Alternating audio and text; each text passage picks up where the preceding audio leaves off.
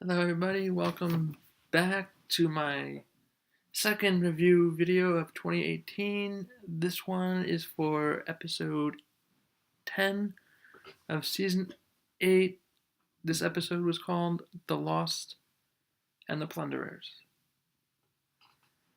Now, that one I almost didn't pick up on it in the episode, but it was pointed out that this title is a reference to the sign at Alexandria. I am pretty sure this is what it says. Welcome to the Alexandria Safe Zone. Mercy for the lost. Vengeance for the plunderers. So, Lost Plunderers. I love these little subtle hints in episodes in the episode titles. So, for example, episode 9, Carl was talking about honor. The episode was called Honor. So, I love it. How they either reference something somebody says, something that was written somewhere. Sometimes it's something so obscure that, wow, this is why the episode's called that. Sometimes it's something so minute, but hit powerful, meaningful, something just to indicate the power and emotion in that episode, in that moment. Maybe it's a highlight of the episode.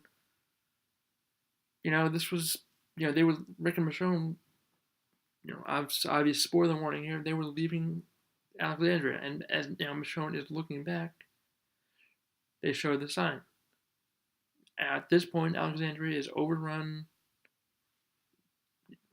Parts were still burning. They couldn't put out the fire. I believe it was a gazebo. I missed what Michonne was saying, but that's a big part of the episode. Alexandria has been their home since season 5. Yeah, they first got there in. Actually, it was episode 10 of season 5, I believe.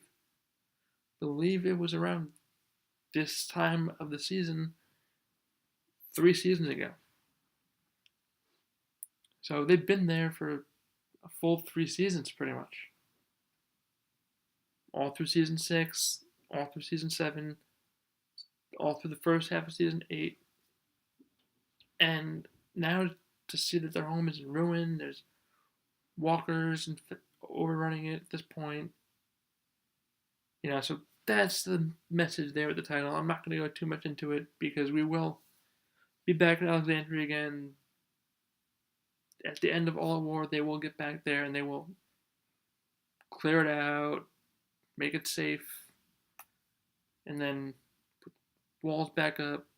They will rebuild. We may not see it 100%, but they will rebuild. Okay, so without further ado, this episode opens the particularly different, way this episode is told, the way the events unfold. Before certain different scenes, black screen appears with the person's name in white, whatever person they are focusing on in that scene. First, it's Michonne, Negan is one, Simon's one, Jadis is one, and Enid, I believe, is the other one. I could be missing it. They could have thrown Rick in there too, but regardless, that was the storytelling element. That was how they were separating the stories, dividing it up into sections of who they were focusing on. Also, this episode was told not completely in order, as evidence that in the order of the episode, the way they showed the scenes, Rick and Michonne get to the junkyard first and stumble upon the walkers, which, as we know, is the entire junkyard group minus Jadis. Now, then they proceeded to show what caused that, which was our favorite. I don't know how to describe him, but our favorite little megalomaniac, psychopathic, yet gelato-loving, fun jokester guy Simon That's what, thanks to him. So we all know that they showed that later on, even though it happened first.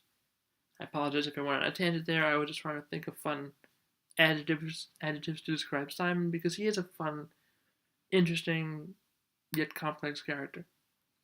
1 minute he's talking about hanging out and having gelato, making pancakes, and having some drinks with Gregory, or this, that, the other thing. He's one to always make light of situations, no matter how dark or dire the situation may be. But then all of a sudden he just flips a switch, and he's a murdering psychopath who will, without hesitation, just murder an entire group of people. Even when he was told directly by his only boss that just one.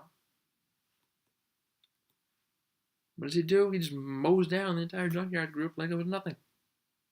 To him, it was nothing. I mean, honestly, he wanted to go in there and do that anyway. He didn't want to go in there and talk to them and send a message. And okay, looking at this, playing devil's advocate, looking at this from his perspective, these people, heapsters, scavengers, junkyard, these filthy, garbage people. Still love that line.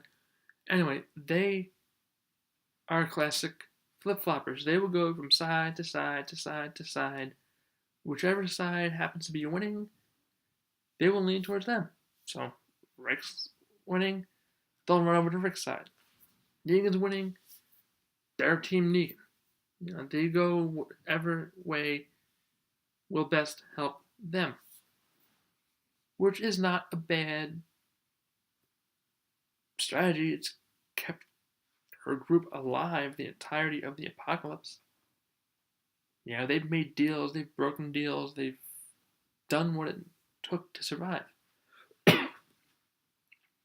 And Jadis, she's not dumb. She knows how to play people. She's smart. She knows the apocalyptic game, so to speak. So,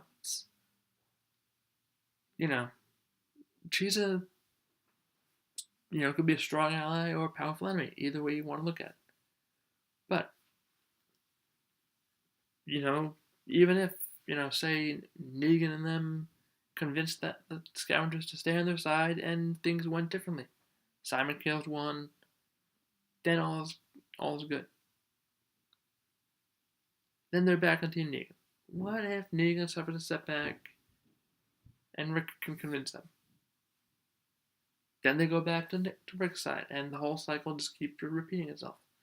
From Simon's point of view, it's better to just waste all of them and be done with it. They're not trustworthy people. I trust Jadis a little bit more now, but I will get into that later. But I will get into this whole thing later. I want to